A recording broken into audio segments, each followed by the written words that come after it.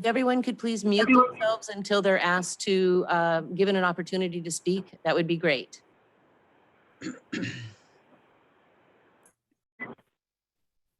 Okay, and it's 6 p.m., so we will start this community work session in the regards to the Alaska Natives Without Land. And with that being said, I'd like, we're short a couple people that were traveling to visit with us today, and Annie Heffler from Senator Murkowski's office is going to give us a brief explanation of what happened today. And I think just talk. Okay. Hi, good evening, everybody. My name is Annie Heffler. I am the Deputy Legislative Director for Senator Murkowski, based out of her DC office, but originally from Anchorage, if that matters at all. And I just want to begin by saying thank you to the mayor and to the assembly for inviting me to be here today. I'm joined by Sherry Klein, who actually ran out to grab our food for dinner tonight, so she will be back here shortly. But we had a couple of other people who had intended to be here tonight. Unfortunately, were weathered out of some meetings in Haines this morning. So that was Erin Thiel, who is our policy lead from the Murkowski team, and then Layla Kimbrell, who is Senator Murkowski's state director. The other person who's traveling with them is Kate Wolgamuth from Senator Sullivan's Anchorage office, who was leading on this for him. So we had, the whole delegation was planning to be here tonight. Unfortunately, you're stuck with just me, but I will do my best to listen and to be responsive as we're able to. I also want to note that Jocelyn Bowman from Congressman Young's office, who is his policy lead, is also calling into this today and is available. So actually, Jocelyn, if you were on and you'd like to say a few words, that would be great. Yeah, not a problem. I can help with that. Hello from the East Coast. I apologize I'm not able to be there in person, but I'm glad I'm able to join you via Zoom. So thank you for the opportunity to join you all this way. Yes, so I'm the policy lead for Congressman Young in dealing with this legislation and also Alaska Native and American Indian Affairs. I'm happy to answer questions on the bill as I'm able to do so. I will let everyone know that I am relatively new to the office. I joined the office in December, and so I am still learning about Alaska and learning about the history that you all know so well. So I'm also looking forward to hearing more from you all and getting feedback, and so that I can understand everything better as well, and so I can learn how to serve the congressman better and how to understand Alaska better throughout this process. So I appreciate the opportunity to be here and to learn from you all tonight. Okay, thank you. And I think the the way we're going to do this, it's not really going to be a question and answer situation, but what we'll do is recognize the people that have called in and have, are in the queue with the clerk, and there'll be a 5-minute limit, and then we will recognize people that have Zoomed in that would like to speak. I see there's numerous people on the screen, so but like we're going to try to keep it to a 5-minute limit, and then we'll have the assembly can issue or voice concerns if they have any, or after all the other speakers that have called in or Zoomed in have had their chance. So Clerk Thompson. Just a question. Hey, were we going to ask questions, or should we have the questions that are asked by the public written down so they can be addressed at a later date, or what's the best way to deal with any concerns that we might hear? I would think if people in the audience on the screen or calling in have questions, they could get the contact information for the representatives from the congressional staff, the 2 senators and the congressman, similar to what we did locally. We gathered these numerous questions, and I don't know if we got any answers from them, but just voice concerns. And I guess if you have a direct question of the 2 senators or Congressman Young, that might be the best way to go. Member Mucci, I think. But, Yep.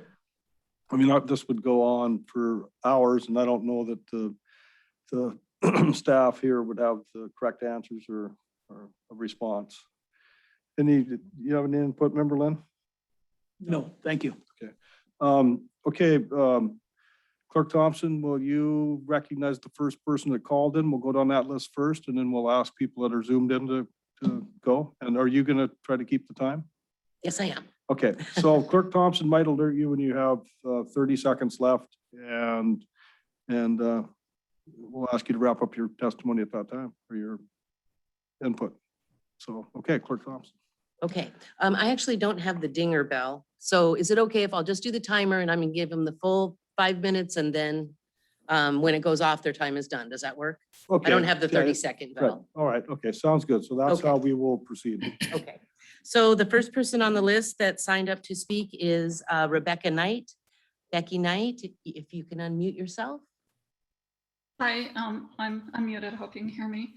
My name is Rebecca Knight. I'm a 46-year resident of the Petersburg area.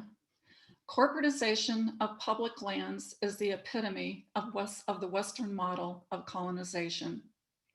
On December 12, 2014, immediately following the passage of the Sealaska legislation, which granted 70,000 acres of prime Tongass public forest lands to the corporation, Senator Murkowski declared, quote, "Some 43 years after passage of the Alaska Native Claims Settlement Act, the federal government will finally finish paying the debt we owe natives for the settlement of their Aboriginal land claims." Shortly thereafter, Senator Murkowski introduced an earlier version of the landless bill she introduced last session and likely again this session. Also, as pointed out by Representative Young, when he reintroduced the modified Sealaska Corporation Lands Bill on February 14, 2013, he also proclaimed, quote, "4 decades after the passage of ANCSA, it is well past time for Sealaska to receive their full land entitlement, which will enable the federal government to complete its statutory obligation under ANCSA to the Tlingit, Haida, and Tsimshian people of Southeast Alaska." These statements are in direct contradiction to their current effort to corporatize and further colonize the Tongass. Words do matter, and in this case, clearly Senator Murkowski and Representative Young assured the American people that Alaska Native claims were final. How can we trust anything these powerful lawmakers proclaim in our nation's hallowed halls when those assurances are reversed before the ink is barely dry on the bill's pages? Moreover, during deliberations for the 2014 Sealaska bill, Senator Murkowski, on a Petersburg campaign stop, took questions on a variety of topics. Inevitably, her 70,000 acre 2014 Sealaska carve out from the Tongass came up for discussion. One member of the public remarked, "Much of Southeast residents cannot help but feel being played as hostages and political pawns in this legislation." Senator Murkowski responded that she truly regrets the anxiety and tension that the Sealaska bill has created in our small towns, and recognized that the legislation, quote, "pitted neighbors against neighbor," and that the, quote, "resentment is not good for communities." Those were her words, and they do matter.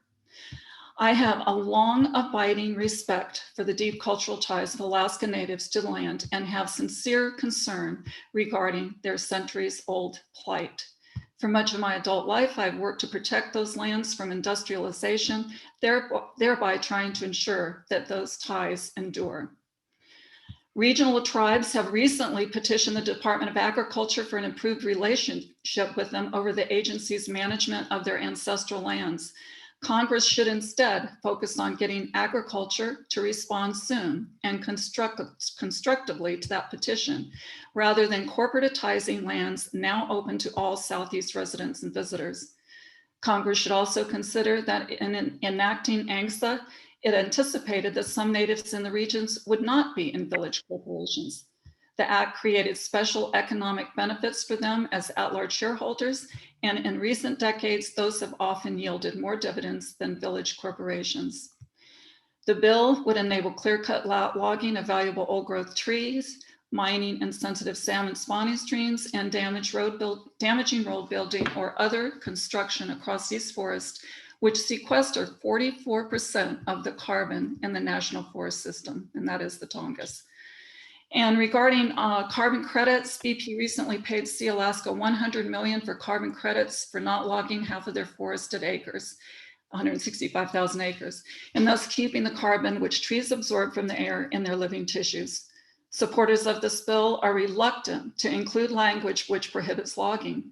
Alaska natives without land claim they will not log their acres. Doing so would allow them from claiming lucrative carbon credits, which otherwise cannot be granted if there is no intent to log their acres. This issue is being played both ways. Additionally, there are serious problems with leakage and additionality issues that plague the credibility of the carbon offset industry. Thank you for your time. Thank you for your testimony this evening. Clerk Thompson? Yes, so the second person on my list is Eric Lee. I do not see him named in here. Eric, if you are one of the phone numbers that are on the screen, please unmute yourself.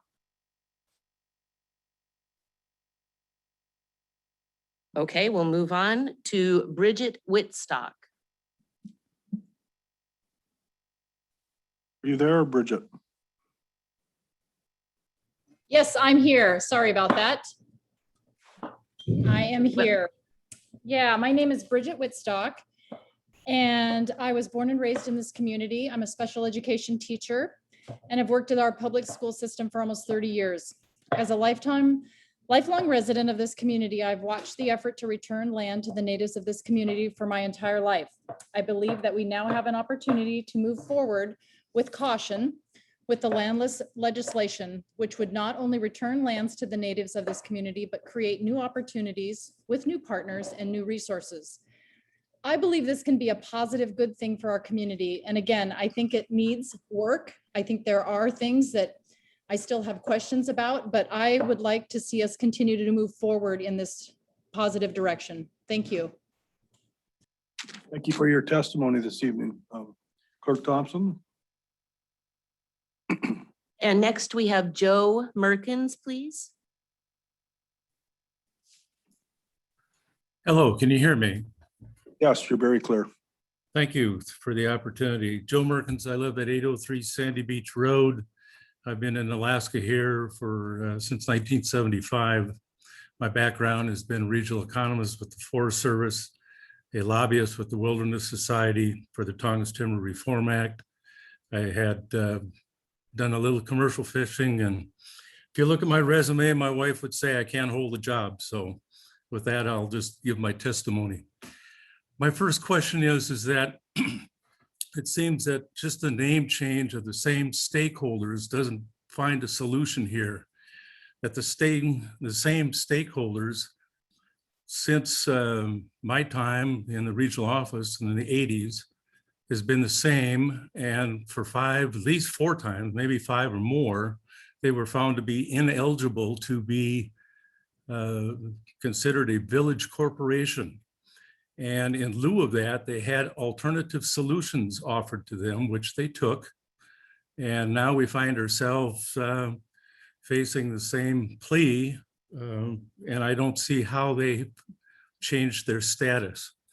The last time I was aware that this was going to be made a run at was when I was on the Tongass Futures Roundtable, and it's appeared that they took second seat to the Sea Alaska lands legislation, and that's part of the internal politics. So my question is not more of a question, but more of a statement that I don't think anything's changed, and I don't think that they have any more status for a village corporation they had in the past. They got a solution, and I'm happy to see that continue. Thank you. Thank you for your testimony this evening or your concerns. Clerk Thompson? And next we have Joe Stratman, please. Hello, thank you. Can you hear me? Yes, Joe. Okay. Dear members of Senator Murkowski, Senator Sullivan's, and Congressman Young's offices and members of the Petersburg Borough Assembly and everyone else participating. My name is Joe Stratman, and I'm submitting these comments as a resident of Petersburg. When the landless bill was last discussed, I made my concerns known to the Borough Assembly on 3 separate occasions in regards to certain parcels being selected in the landless bill. Now that House Bill 3231 is currently before Congress, I'd like to reiterate some of the concerns that I previously mentioned. My previous comments were not in opposition to the transfer of 23,000 acres to private corporate ownership, but rather my comments were specific to certain parcels. The 2 parcels I'm most concerned about are labeled as Wrangell Narrows South and Midcoff Interior 4. I've spent a lot of time in these 2 areas. The Wrangell Narrows South parcel is one of the few stretches of public beach on Kupernoff Island between Petersburg and Beecher Pass. Without a large boat or an all-terrain vehicle, I rely on publicly accessible beaches to hunt deer close to shore. The Midcoff Interior 4 parcel is in the Bear Creek watershed. It is the largest watershed on Midcoff Island with important fisheries resources and old growth timber, which provides wintering habitat for deer. Portions of this parcel encompass both banks of Bear Creek. I would respectfully request the proponents of this bill to consider these 2 parcels as parcels of concern in future discussions. Instead of including these 2 parcels in the legislation, I'd suggest these 2 parcels be replaced by other parcels of similar acreage, farther away from Petersburg with less value to local users. I feel these 2 parcels should remain public lands for all to use and enjoy. I'm most concerned about the Midcoff Interior 4 parcel on Bear Creek, which is locally known as Big Creek watershed. Local proponents of the bill have stated that my access to the stream to fish for salmon, trout, and char, and access to the land to hunt deer, and access to the land to gather berries and mushrooms would not be compromised. But with what I know about private corporations, it would seem that corporate ownership of this land would be primarily concerned with making money off of it for the benefit of the shareholders.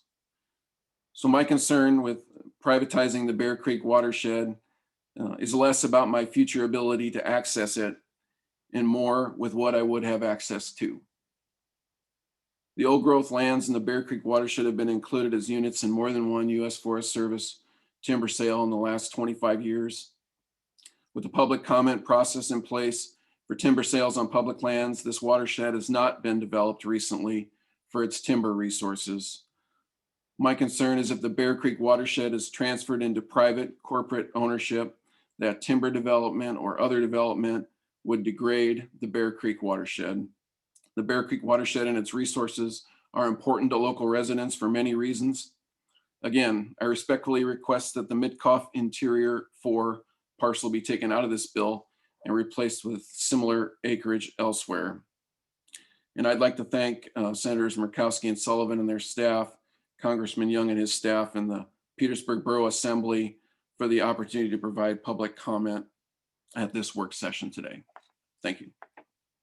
Thank you, Mr. Stratman. Clerk Thompson? Okay, so that is everyone that actually signed up ahead of time. There are many other people on the line, so I would ask anyone else that would like to speak, if you could raise your hand, and then I will call on you one by one.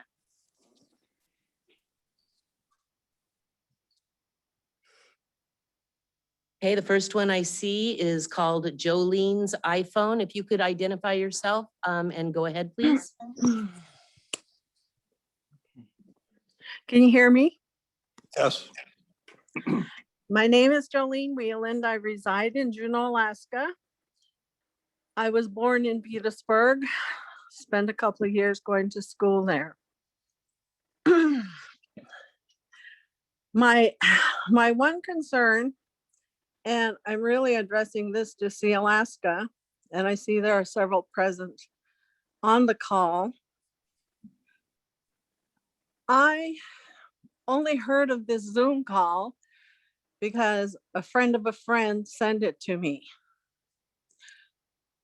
I know that there is a landless committee, and if you're sincerely concerned about the landless, release the names of all landless shareholders to that committee so that we can be notified of events like this.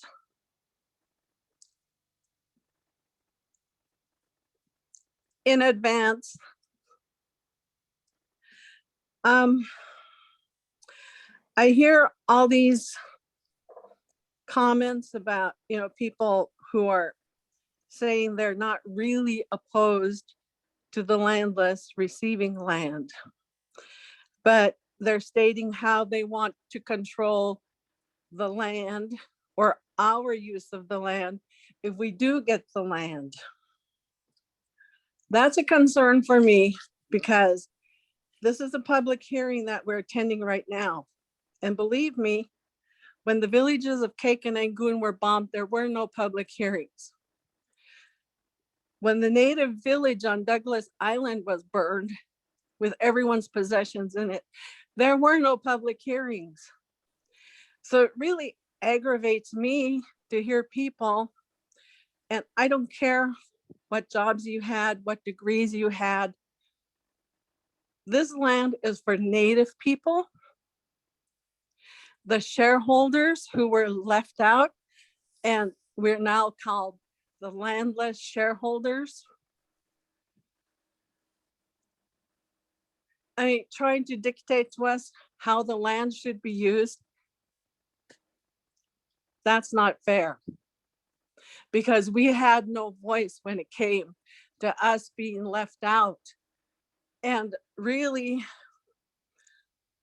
I've done some reading on this issue, and it has been stated before that it was really racial issues that came up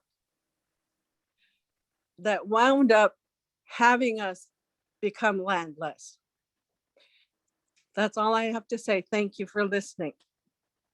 Okay, thank you for your input. And just to clarify for everybody listening in and participating, this is not actually a public hearing or a public testimony. This is just a work session for the staff of our congressional delegation and assembly members and whoever else is listening to hear people's concerns. So this will not officially be on the record, if I understood right, what have conversations with the congressional staff. So just so everybody is aware of that. Clerk Thompson? Yes, thank you. Okay, Nicole Hollingstad? Thank you, Clerk Thompson. My name is Nicole Hollingstead, and my family has resided in the Petersburg area with scientific documentation for over 10,000 years. But I am currently a homeowner and taxpayer in Petersburg, and I appreciate the care and attention that our delegation staff is giving to this issue. I did want to point out to the delegation staff that the landless representatives have had meetings with the Petersburg Borough several times in the past. There has been a number of questions that were raised, and the landless group has provided in writing to the borough full answers for over 54 questions that have been raised in prior. I am hopeful that the borough is making that document available to the public because many of the questions that are being raised here have already been answered and have been addressed in that document. So I would point to that as a resource for our delegation staff to turn to. I also do want to note that there is a website that has been active for many years, publishing information about landless progress and meetings like this one. That is withoutland.org. It is publicly available and anybody can access that website to keep apprised of conversations and questions and issues that are being raised around this claim. So I also do want to note that when ANCSA was passed in 1971, there were land transactions that had not been concluded from that legislation. That was the point of Alaska's final land entitlement in 2014. That wrapped up the original terms of ANCSA. And I think it's correct for our delegation to recognize that there are naturally tensions that arise when it comes to discussing the Tongass. Those lands are precious to every single person. And what is not in question is that the natives were the original inhabitants of this land. So this legislation addresses the fact that there are 5 communities that were left out. It's not the same as Sealaska's final entitlement. And Congress has already recognized that there are lands in Alaska that have been overlooked in allocation. Our Native Veterans Allotment is a perfect example of how Congress recognized that land claims were unfulfilled for certain reasons of veterans being out of country, and they have addressed it. So this is not an unusual approach to solving what is essentially a form of social justice for those 5 communities who were left out of ANCSA to begin with. At its heart, this legislation is a human rights bill. It recognizes a wrong, it corrects an omission, and it provides an opportunity for these communities to finally have the restoration of land and the establishment of an urban corporation that over 200 communities in Alaska have already experienced for the past 50 years. So these 5 communities have missed out on that opportunity that their peers have experienced, and we are seeking to correct this. We do know that there are some questions and concerns. Again, we have addressed those very thoroughly, very methodically. The purpose of these sessions is to hear what folks have to say. The Landless Group has already removed 7 public recreation cabins out of these parcels. We are listening to the concerns of our community, but we also recognize that the time has come to address a situation that has existed for over 50 years. We have been fighting to resolve this all that time. So this effort is certainly nothing new. Again, we appreciate the time given by our delegation staff and are available to continue answering questions and providing information and working with our communities to finally resolve this issue. Thank you so much. Ganesh Jish. Thank you for your input this evening, Clerk Thompson. Yes, Nikki, go ahead, please. Hi, can you hear me? Yes. Okay, wonderful. I will try to talk as fast as I can. So I'm from Cake, Alaska originally. I've lived in Juneau. I have family all throughout Southeast. I actually went to Cake in October of 2020 and I did some research and I was learning all about everything that's going on. I live in Juneau and do have good internet access. One of the things that I came across was this Landless Act that was going on. I was also introduced to information about the access road and our tribe not having any information regarding it. One of the major issues with being able to learn about this stuff, when you have all of these smaller communities involved and you say that there's information available about it and that we have these hearings and these delegations and these informatives, is that none of these villages have really good internet access. I've been there, I know what it's like. It's very hard to get even text to go through, much less be able to download any major documents. So again, I'm going to try to talk fast so I can get in as much information out there as possible. The thing that I am concerned about, one of the many things, is the continuous push by Congress and people who have personal interests or private interests to gain access to public lands and kind of slide under the rug some other accessibility to mining rights and other potential corporate interests. So I am interested in knowing what this is part of what the larger bill is, if it is in supplement to other bills that are moving through and acts. Again, it is really crucial that anybody that's involved in the distribution of this land or the selection of this land has access to internet in order to know anything about it. The reason why there's no big input from any of the villages is, again, that accessibility to information. I think that informatives about this stuff need to go out in the mail.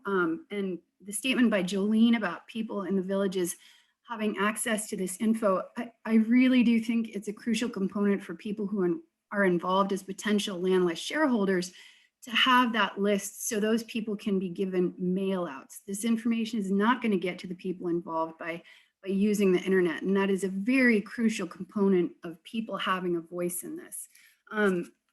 The other thing is I understand the input from people who live in these areas saying that It's corporations, it's corporations. Those corporations represent the original inhabitants of these areas. So while I understand that people from the area who are not indigenous to the area want to refer as this move as a move on behalf of private corporations, those private corporations need to be referred to also as who they really are, the original inhabitants of this land. In other words, the original owners of this land. This public distribution of land, while it's made to sound like it's giving land back to people, it's land that has been stolen, has remained stolen, and still is going to have control from entities that don't even have a treaty in place. I don't know how many people know it, but there is not one treaty in the state of Alaska that has been interacted with any of the 200 plus deemed federally recognized tribes, which represent individual nations. There is not one treaty. So when you're looking at this and you start going back, there's not a treaty in place. We have not abided by the 1884 Organic Act that states that these people should be undisturbed in having says about their lands. And we have not stuck with ANILCA, which says that we should have rights to the fisheries and all of the other aspects of this land that we should have control of because we're the original inhabitants, which by the way, I am Tlingit and I'm from Cake originally. When I looked at the information, I immediately called Jesse Keel's office because one thing that just point on the nose struck me is that I'm the great, great, great granddaughter of Chief Tom. And some of the land that was selected in this was historically Chief Tom's land. There was absolutely zero input. I'm an educated person with access to the internet in a non-rural area in an urban town, and I had no say or information or even knowledge of this. And our corporation has had to file civil rights complaints about the access road to Cake because we had no say. A town, an entire town that would be impacted by the Cake access road had zero input. So I am highly concerned. On one hand, I'm super all about and supportive and positive about these people in these communities getting access to land and getting the rights to their land. But the decision on what land is going to be given to them should be, it should have input from those villages. And judging from the hands-on experience I had in going to Cake in October of 2020, they do not have access to this information. And that's one of the communities. And it's very clear that one of those reasons is internet. If we're relying on these people to know about what's going on. Hey, by Nikki, can you please wrap up your testimony? It's 5-minute limits. Thank you. The information needs to be distributed via paper. And again, I talked as fast as I could. So thank you for your time and thank you for listening to me. Thank you for your input this evening.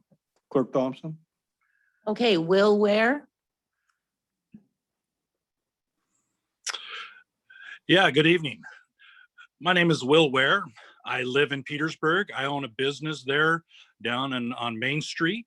I have been born and raised in Petersburg. I'm raising a family of now 5 kids in the community of Petersburg. I'm invested long-term, have no desire to go and to live anywhere, although I work in Juneau and I commute weekly.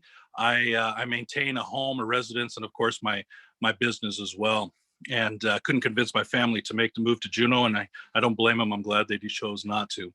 I'm speaking in favor of the legislation to recognize our landless communities. I've spoken a number of times right here in this chambers, and I just want to say congratulations to our congressional delegation for listening and hearing the support that is there for this bill and for you pushing it forward. We're really asking for a wrong to be made right. And this is something that's been a long time waiting. I'm sure it's been mentioned by my colleagues that it's been our parents and our grandparents' fight for over 40 years to have this wrong made right. And there are those out there who, I say it all the time, they've been harping on a one guitar string in regards to the detriments to making this wrong right and even the validity of it. But it's just that it's a one string guitar. And we've answered the questions. We've made accommodations. We've pulled back and made compromises to those that have had concerns, and yet the same concerns are still brought forth. The bottom line is folks like myself and others that are speaking here in favor of this tonight, our own Tlingit people. this is lands that are very sacred to us. I have 4 sons. I hunt seal and sea lion and fish off the same waters and beaches that my people have in my family, my blood family has for millennia. There's not a lot of people in the world that could make a statement like that, but that's how important this land is to us. That's how sacred this area is to our Tlingit people. And so it's important to us on many levels, down to our core of just how important this bill is to us. Even from a modern way of Western thinking, economically, the benefits and the advantages to having us being able to form a corporation to our community in Petersburg is really immeasurable. The millions and millions and millions of dollars that are brought into the state of Alaska's economy from not just ANCSAs, but from tribal organizations, from Indian Health to tribes into the state, and quite frankly, even into Petersburg, is while measurable, is seemingly immeasurable to the benefits that is brought not just to our own tribal people, but to the community as a whole. What we're asking is to allow us to continue to contribute into a community that if we don't, the future of our community doesn't look so great for our people. It doesn't look so great for us who want to raise our kids and someday our grandkids and our great-grandkids in the community that we ourselves call home and have for thousands of years. This is an opportunity for us to go ahead and bring forth to Petersburg some stability to the economy. As a business owner, I'm invested into our community lifelong. My kids have gone to school.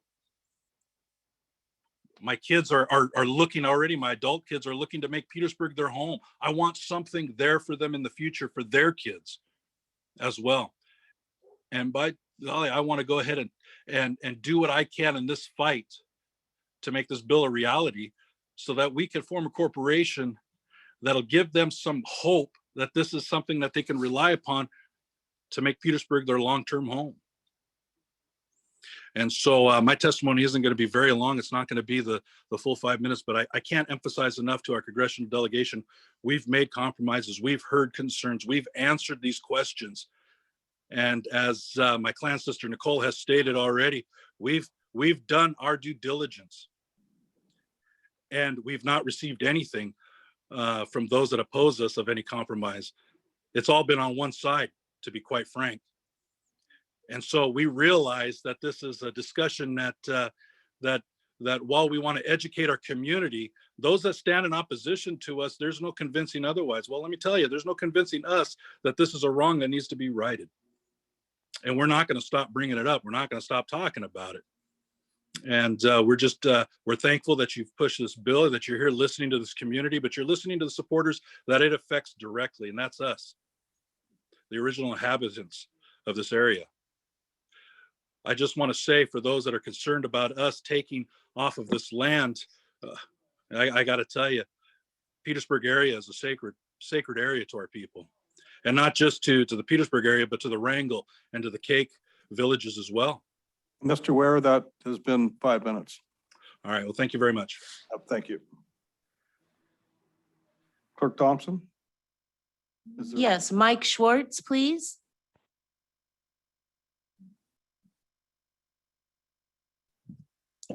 I've lived in Petersburg for 80 years. I've been watching this fight for 50 years.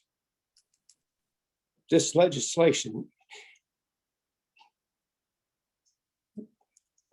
is long overdue. And for us to have the audacity to try and pick land that we think is suitable, the quality of this land should be the best, the very best. And for us to say that we're going to hunt or we want to hunt in a particular area is ridiculous. That's all I have to say. Thank you, Mr. Schwartz, for your testimony this evening. Clerk Thompson, are there others that are ready to speak? Yes, Val Kude, please. Yes, thank you for the opportunity to speak. I'll make this brief. My name is Vilda Kude. I am the granddaughter of Annie Kude. We lived in Singley Alley on the bridge. Some of you may remember us. I am one of the original shareholders. And I am in full support of this bill. I think that it is 50 years long overdue. This should have been passed. This should have been resolved many years ago. And I'm in full support of it. You know, growing up, we didn't live by a calendar. We lived by the seasons of food. You know, Annie Coudet, she raised 7 grandchildren, and we lived off of the lands around Petersburg. We subsisted, we fished, we gathered traditional foods, picked berries. That we had a very, very close tie with this land. It's there's no other way to describe it. We have a very close bond with this land, and so I'm in real support of this bill, and I hope it passes soon. It's been long overdue. Thank you. Thank you for your testimony this evening. Clerk Thompson? Barb, please, if you could give us your last name as well. Thank you. My name is Barbara Erickson. I am the president of the ANS Camp 16 here in Petersburg, Alaska. My grandparents, through my bloodlines, have lived in all parts of Alaska. I am also related to the lady below me, Nicole Hollingstead, and several other people that I probably am not aware I'm related to. My question is, why is this building behind me in this picture on Sandy Beach now a Parks and Rec property? We have the dating on that fish trap. That was our fishing area. How did Petersburg Borough get hold of this land? And also, our totem poles were put on the Forest Service land because it is federal. And we did not have our own land to put them on. Why is that? I've had people ask me, as a president of ANS, Alaska Native Sisterhood, and as an employee at our Petersburg Indian Association, why is there no culture in Petersburg? When tourists come here, they want to see our Tlingit culture. This is Alaska. Where is it? Why are we not able to get out there and get our own stuff anymore? Why is Point Agassiz such a big deal? I know that was the Hollingstead land. Now, what are you going to do with it? Who's going to develop it? Why can't there be a culture camp there? These are some of my questions that my ancestors have asked through me to you. I think we need some answers. Thank you. Thank you for your testimony this evening. Clerk Thompson, are there others that would like to speak? Yes, I have someone that it has named their profile CT Computer. If you'd like to speak, please go ahead and let us know your name, please.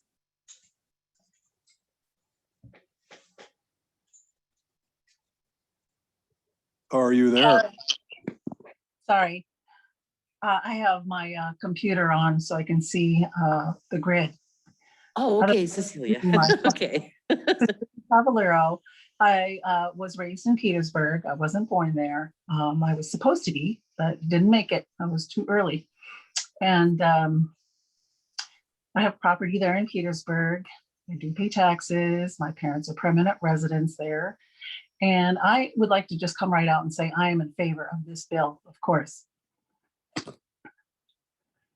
In past meetings with Petersburg, there didn't really seem to be any opposition other than folks being very, very concerned about public access to the lands. Continued access for whatever uses, subsistence use, hunting, recreation. And what our bill has gone the extra mile than what other corporations have done. And that is not only is section 17B giving assurance of continued public access, but there are numerous pages in the new bill that give assurances that public access will continue. And I don't know why. I guess people don't believe it. It's written in black and white. It's in a bill that will be going through Congress. So we'd just like to reiterate, it's there. It's there for a reason. And because we are wanting to be good neighbors, we did hear objections about some cabins. And so I'm not really sure back in 2007 if our maps that we were working on, a lot of the folks that worked on the land selections have passed on, and including the gentleman that worked with Sea Alaska, Pete Huberth, who came around and talked with each village and found out about different lands around the area. But yes, so we chose adjacent lands to some of the cabins that people were very concerned about. So in the interest of being good neighbors, that is what we're willing to do, and that is compromise. So also we have communication with some of the conservation communities. They came right out and said the land was sold. And we didn't have to say it. They said it.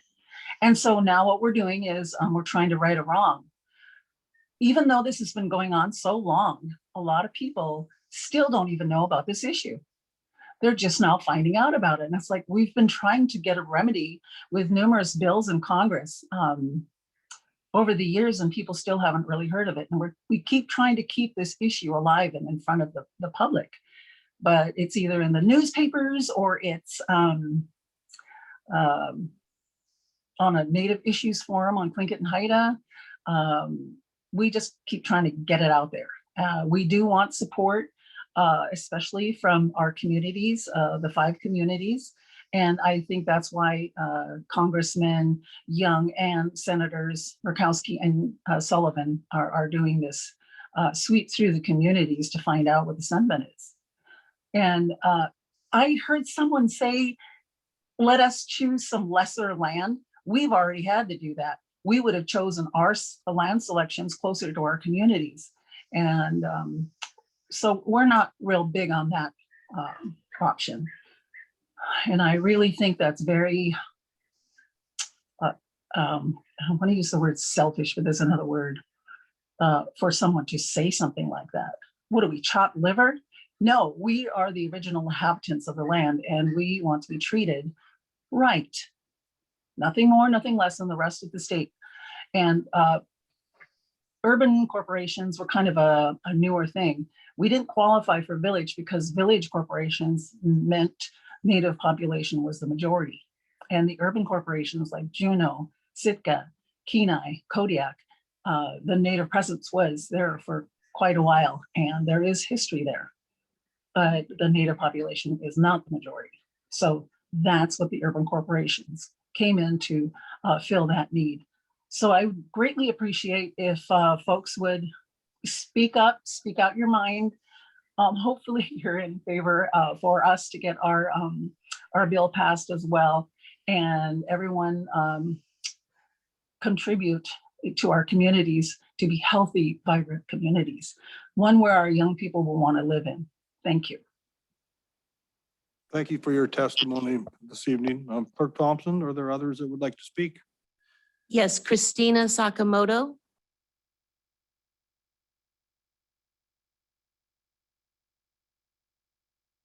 Christina, are you there? You're still muted, Christina.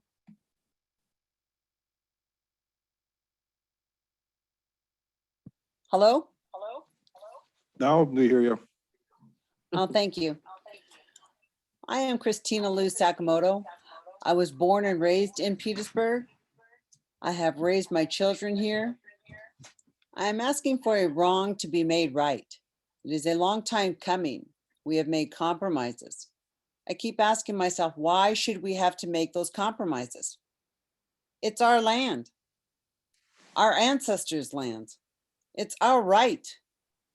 I want to see my grandchildren be able to hunt, harvest, and live on the lands of their ancestors.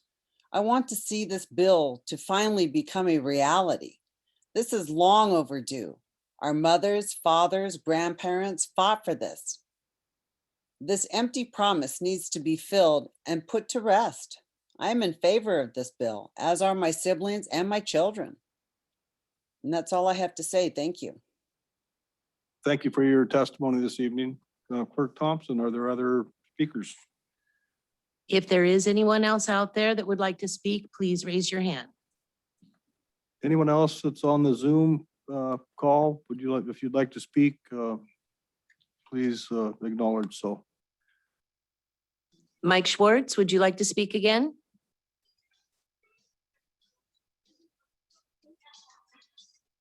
Not seeing a response. Am I There- now? Yeah, you hear we've got 4 minutes and 50 seconds because you used up 10 last time. Go ahead, Mr. Schwartz. Well, I apologize for being as emotional as I was, but this has been a fight that's been going on for way, way too long. And I just want to say that I'm very, very much in favor of this happening. It's, as I said before, it's so long overdue. The Aborigines were so tied to this place. It's sacred ground. It's a spiritual place. And for us to try and decide what quality of property or land they should get is ridiculous. I mean, we as a nation have done a very, very poor job since we first set foot on this continent. So again, I'm very much in favor of this, as my wife is, my children, my grandchildren, my great-grandchildren. It's long, long overdue. We're not Tlinkits, but we've lived with and by and through the Tlingit people. So thank you for your time. Thanks, Mr. Schwartz. Are there any other people that have Zoomed in interested in speaking?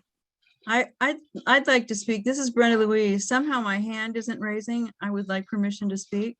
Oh, you have it. Yep, there'll be a 5-minute limit. Go ahead, Brenda. Well, thank you very much. You know, my grandchildren make 6 generations of our family being here in Petersburg. So we have a long history just in our own family. But I think Mike is right, you know, that historically, before the Spaniards and Columbus and all the other pioneers who wanted to stretch their wings and find new lives, when they came to the United States and when they came to Alaska, they found lands that were pristine. The animals were in balance, the fish were in balance, the food was plentiful, and there was no polluted rivers or toxic air or raped hillsides from logging or any other things. You know, we actually know how to take care of the land. And having people say that we need lesser land or that we are concerned about what we will do with it for the sake of money, I think they just missed the whole point of what the reason their ancestors moved to this area. As Indigenous people everywhere in the world, there has always been a care, a love, and a respect for the property and the lifestyle and the culture. It's when things get mixed up with non-Indigenous people that things become imbalanced and awry. So there's nothing to do except to embrace our neighbors, Indigenous or not, and hope that this can be settled and that there's a win for our neighbors and our families and the generations to come. Thank you. Thank you for your testimony this evening. Are there any other participants in the Zoom meeting that would like to speak? Looks like Kay Schwartz. Oh, sorry. I can't read your name from here, but. Okay, it looks like I'm not unmuted. No, we hear you. Oh, you hear me? Okay.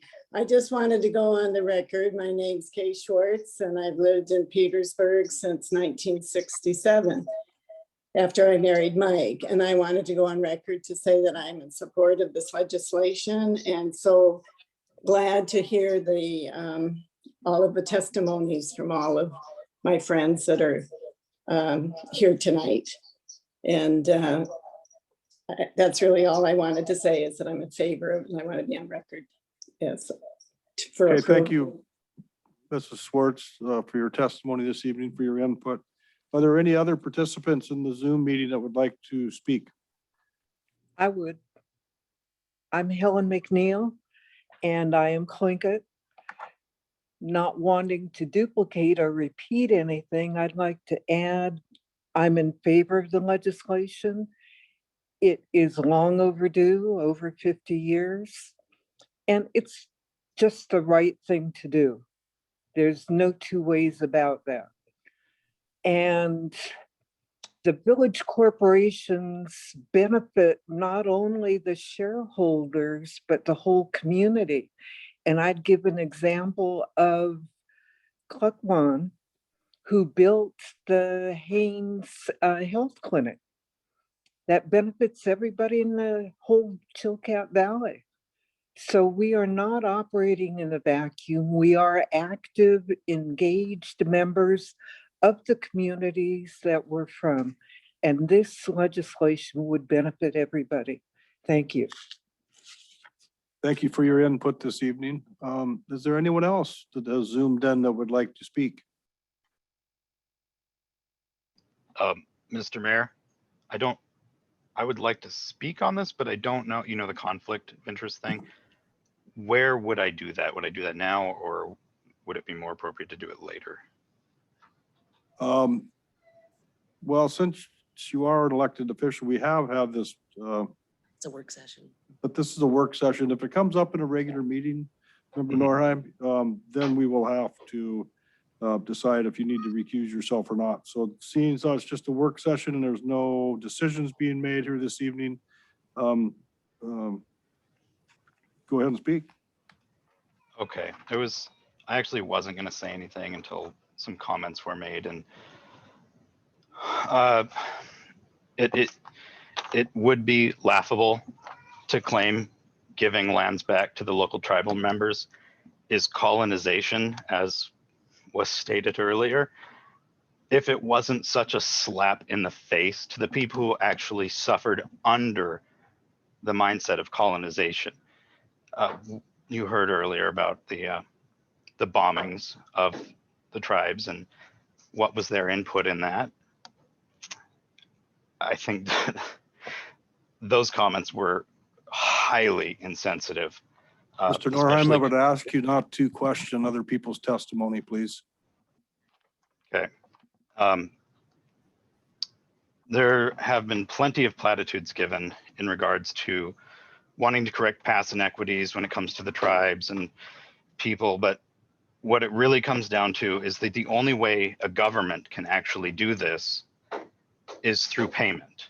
Now, I'm in no way in favor of giving money to people. I don't think that really helps people, but what the government can do cheaply is to just give land. Here's land, do what you need to do with it, and everybody can be happier. And to that point, that's all the tribes ever really wanted in the first place.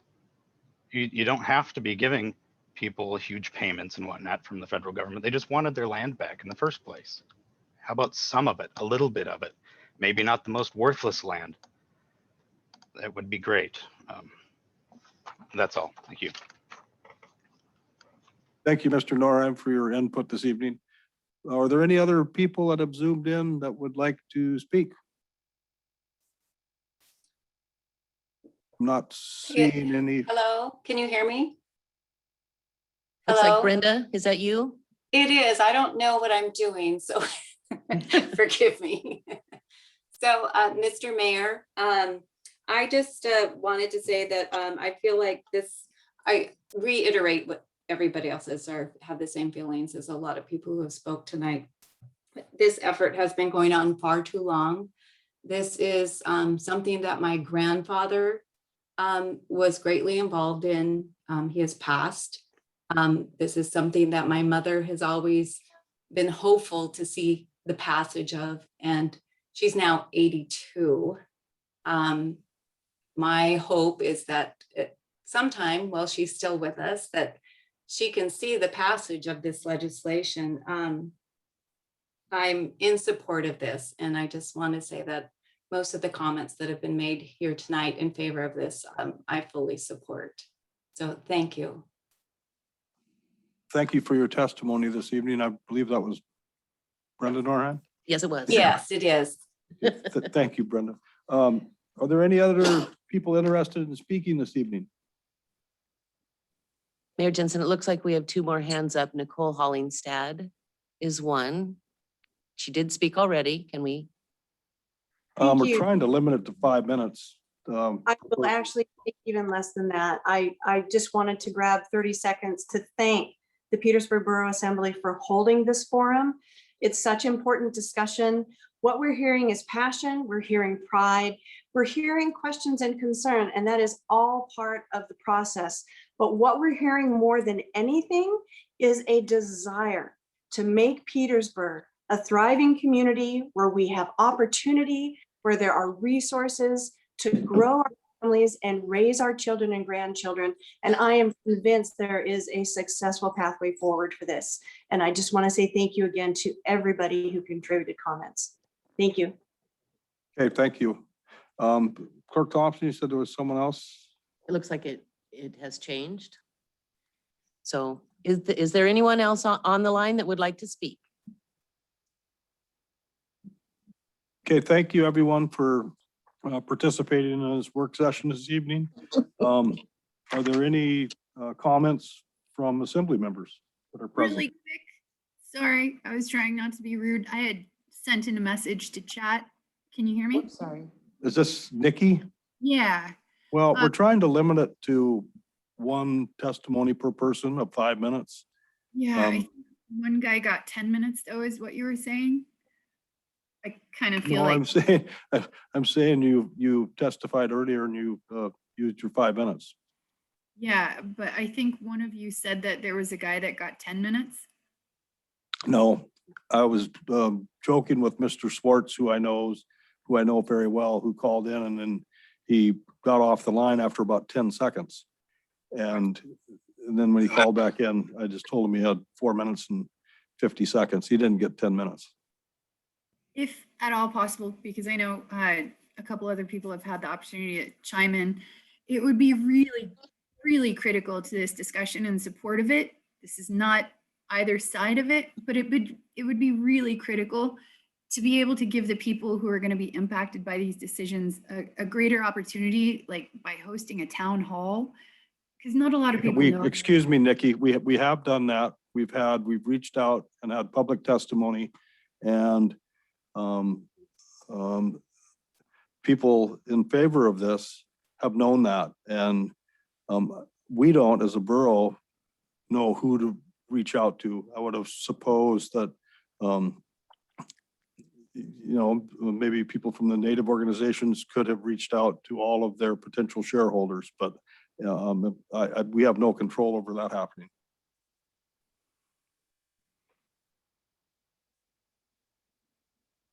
So thank you again for your testimony earlier. Okay, how can I access this recording? Is it available online? It will be on our borough website, I think. Maybe, well, let me ask Clerk Thompson. She's more of the technical person than myself. Nikki, if you would like to send me an email, I will find a way to get the recording to you. Yeah, that would be wonderful, because if anything, I can send out the link to a bunch of people who would be interested in seeing the recording. You bet. Okay, if there's no other new participants, I'd like to thank everybody again for participating this evening. Do any of the assembly members have any input or concerns at this time that they'd like to bring up? Or Ramucci? Thank you, Mr. Mayor. So what is the next step in this process as things move forward?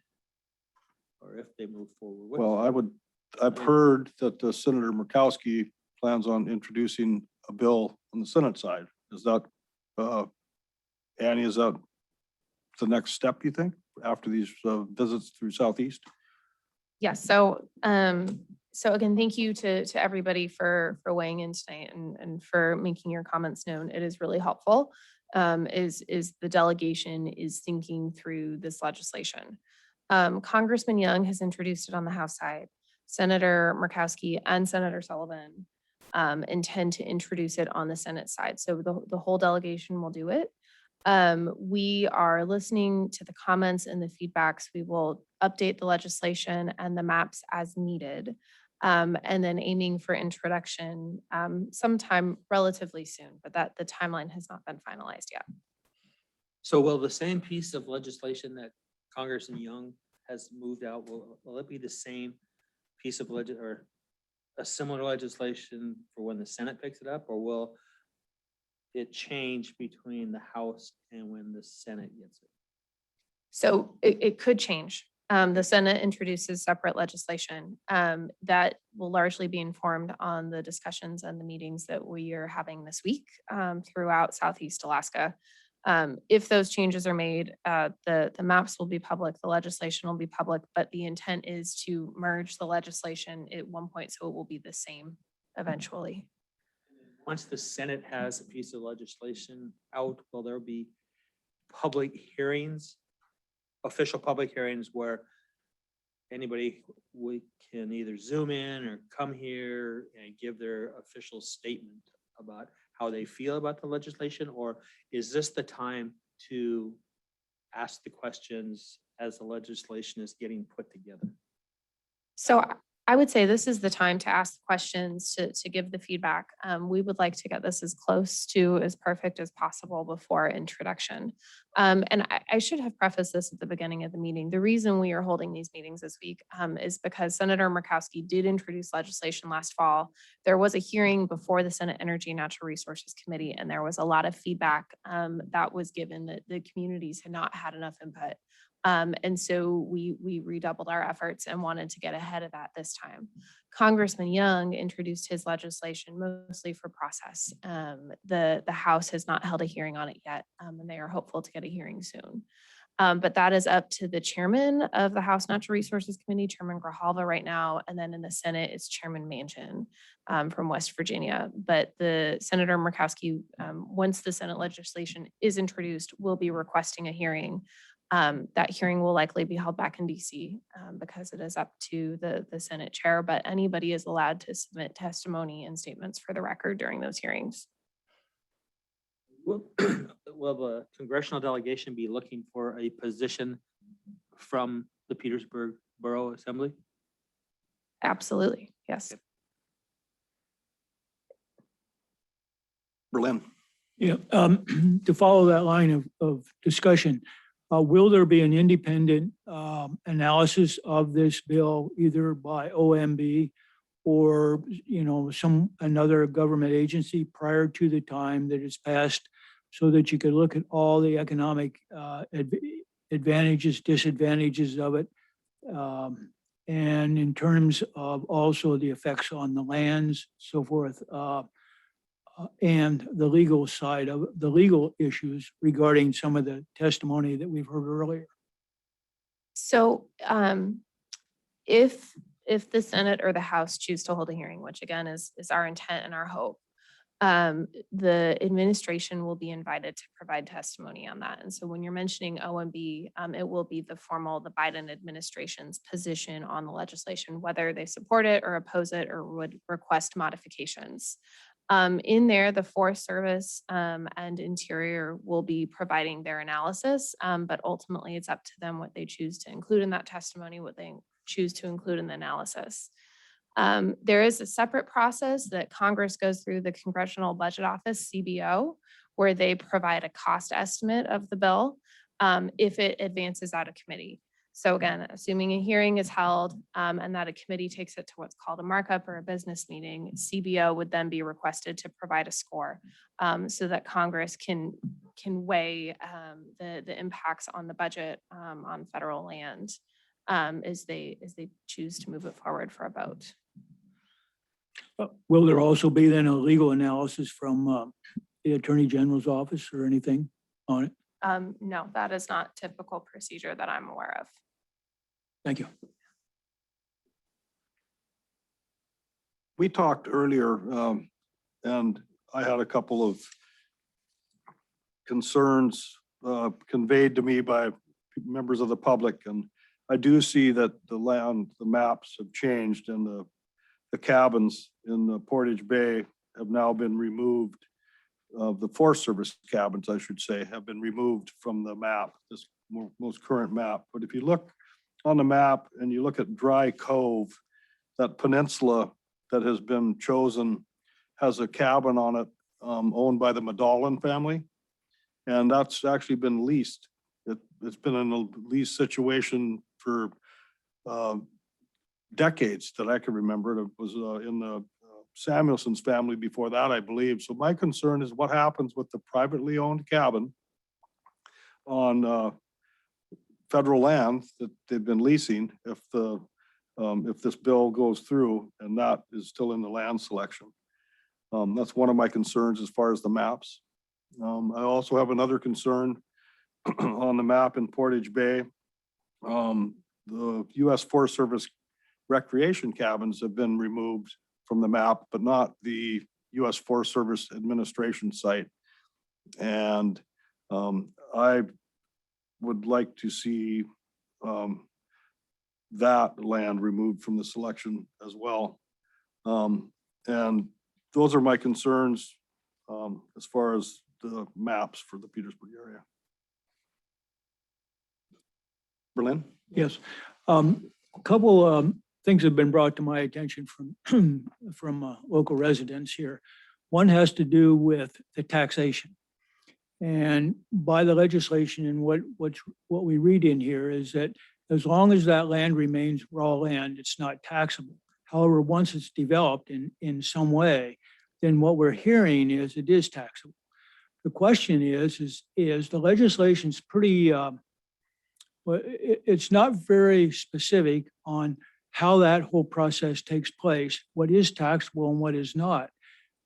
If that raw land, is given to private land and is not taxable by the municipality, for instance, then it seems to some of the members of our community that there's an undue burden put on other members to provide, health, safety protection that is not being paid for.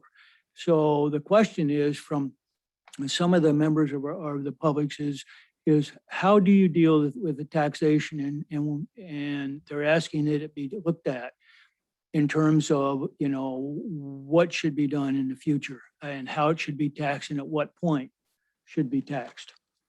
That's one question I've received from members of the public. Another one had to do with the infrastructure and again, related back to the taxation issue. There is considerable infrastructure, roads and some of the things that the mayor has just talked about on those lands. Are those now going to be taxable to the borough, or is everything going to be exempt? And I'm not asking for answers to these, but I think they're questions that need to be addressed. The public also asked that, these lands that have been selected are absolutely prime lands that now are currently used by all members of the public. Doesn't matter. And they've all developed a constituency, right or wrong. The question is it says, okay, they'll be available, for use, but that's private. That's going to become private land. And if you read the legislation in total, it says, okay, we can provide reasonable access. Okay, we can provide reasonable access. Is there a charge for using that? Is there a charge for crossing it? Because what a number of the members of the public has said to me that there is considerable land behind these. These are the prime lands accessed right next to the water. The upland areas of national forest then would be inaccessible to a lot of the members of the public. How should that be handled in the legislation so that there is that access to those upper lands? Because a lot of those lands currently do not have any kind of development on it. And let me see if I have any other notes here that have been asked me here. No, I'll stop there for now. Member Mucci asked earlier what steps we move forward and ask if you would want assembly input. And I did, today was the deadline to put things on our next agenda. So it is at least as a placeholder to have this discussion as an assembly, and that will be June 7th. You know, and as far as the access to the land, like member Lynn was just talking about, you know, they say, you know, there'll be access for fishing and other non-commercial recreation uses by the public under applicable law without liability on the part of the urban corporation, except for willful acts of the urban corporation to any user as a result of the use and subject to, this is the language that I have a hard time, supporting. Any reasonable restrictions that may be imposed by the urban corporation on the public use of land. And I've seen it in other, on other corporation-owned land where there's no trespassing signs. And I would hope if this legislation goes through that that is not the case, but that language, it's on page 11 and it's on line 8 is a little bit concerning to me on what could potentially happen there. So that's all my input. And like I said, if this will potentially be on the next assembly meeting for an action item, but it looks like this whole process as this develops, we've been talking about this for 6 to 8 months now. So maybe it would be better to, as an assembly, to, you know, I guess we could address it and say at this time we're not uncomfortable or we are comfortable, move ahead, whatever that discussion would be, or do we wait until the Senate introduces their version of the bill after these public meetings? So anyway, I just wanted the public to be well aware. So it was, you know, not trying to blindside anybody or surprise anybody with the actions taken. If I just make one point of clarification, once the legislation has been introduced, Congress, you can amend it through votes in committee, through votes on the floor, through the committee process. So again, the legislation that isn't introduced is not necessarily going to be the final version. So would, excuse me, so would now be the time to have that input into the legislation that Congressman Young has out, so that when, or should we make our concerns known to the Senate side? Or obviously there are some concerns in the community, and great that we have these responses from on some of the questions that we had earlier. But if there was some real heartburn with, let's say, a cabin somewhere or infrastructure, if we compiled those questions that we have and sent them to you, yes, that would be the best thing to do before it gets, what I wouldn't want to see is a piece of legislation move out without the communities having input in it, when this is the opportunity to craft something that, while everybody might not like it, we might be able to agree on it. And I would like to do that sooner than after the trains left the station. As soon as you have feedback, please send it to the whole delegation. I think we have sent the list of concerns, and I hope the delegation has seen those, but I don't believe, unless I've overseen it, Clerk Thompson, have we received any response from the delegation as the community? No, the responses we have received are from Cecilia. And Annie and Sherry, we have printed that for you. Maybe we'll take a copy of it to the answers from Celia. I provided them. Okay, so you should have all the information for us. And that's important to have all the information, and these discussions are good because it I don't know, clears the air, but then everybody gets a chance to, you know, voice their concerns and opinions, and then we'll just move forward from there. Any other assembly members have any input, or staff or congressional delegation staff have anything else to say? And if not, we will probably I have a question, I guess. Member Mucci. Thank you. you know, in reading some of the documents, and there's a ton of documents, but, you know, there was some language in the study for the 5 Southeast Alaska communities that mentions that when the original legislation, ANCSO, was put together, the 5 communities didn't meet the criteria. And I know we talked a little bit about it, stuff, but what has changed to make this an issue? I mean, is it just the fact that it was possibly an oversight back in the 70s, or what has changed to kind of put us where we are today? Just trying to, that's one thing I keep coming back to when I go through these documents. It's like, what's changed? So there was ambiguity over it initially, and that's actually why the ISER report was commissioned. It was directed by Congress so that there would be clarity that was provided. In that report, they make clear that there still is some ambiguity, but that Congress can use that historical record. And Senator Murkowski's stance is that that is an inequity that needs to be addressed, which is why she stands behind this legislation and wants to see it move forward. Mhm. Okay, any other thoughts? If not, we will. Mayor Jensen, we yeah. do have a chat comment from Nikki Skeek. I'm gonna go ahead and move it over to the screen here so you guys can see it. You zoom it. Down here, this one down here, it says, if we could please put this topic on the next agenda for discussion, it would be greatly appreciated. I will be distributing this meeting recording to people that may be impacted, but it's quite clear that there are many that have never been informed about it. While I respect the move to get this done swiftly, this is hugely important to all parties in these communities involved. Decisions should be made by anyone impacted. Thank you. I just want to make sure you guys were able to see that.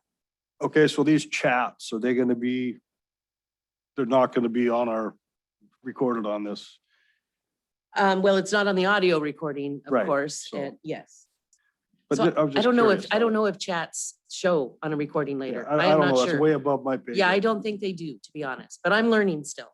Right, so, yeah, and like I mentioned earlier, this is scheduled to be on the next agenda, but it can be taken off, but I just did it for a placeholder until we have this work session.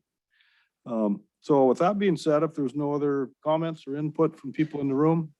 Just one more comment. I apologize. I just wanted to thank everyone for sharing the feedback real quick. And who are we listening to? Sorry, it's Jocelyn Broman with All right, Congressman all right, Young's sorry. office. No, we're all still learning Zoom, even though it's been like a year. So, but I just want to appreciate all the feedback, and specifically, I want to really thank everyone for the specific feedback on specific parcels.